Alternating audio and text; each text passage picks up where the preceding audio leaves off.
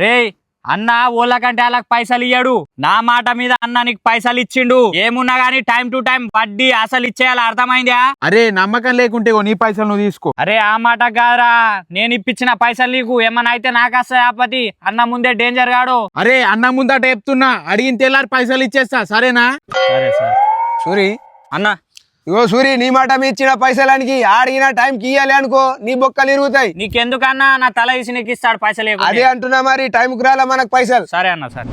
Hello Karthik, అరే నెల దగ్గరకు వచ్చిన పైసలు ఏమాయా? అన్న నువ్వు ఇలా అడిగినావుగా, రేపు ఇచ్చేస్తానే.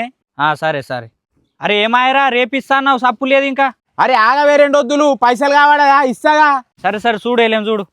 అరే కార్తీక్ గారు ఫోన్ చేస్తున్నారు అబ్బాయి, నాకు వడ్డీ అన్ని ఇచ్చారు అబ్బాయి. అరే నువ్వు కాగానే ఇప్పించినావు పైసలు, ఓడిపియకపోవా? నేనేమన్నా ఊళ్ళకెళ్ళి వారిపోతున్నా? ఇంకొకసారి ఫోన్ చేసినావు అనుకో, పైసలు ఇవ్వమని ముందు చెప్తున్నా.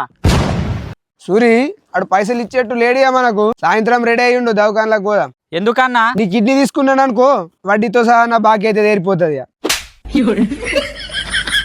ఈ అబ్బాయికి పైసలు ఇప్పించడేమో నా సావుకు వచ్చింది. ఇచ్చినోడు మంచిగా ఉన్నాడు, తీసుకున్నోడు మంచిగా ఉన్నాడు, మధ్యలో నాకు వచ్చింది ఆపతి.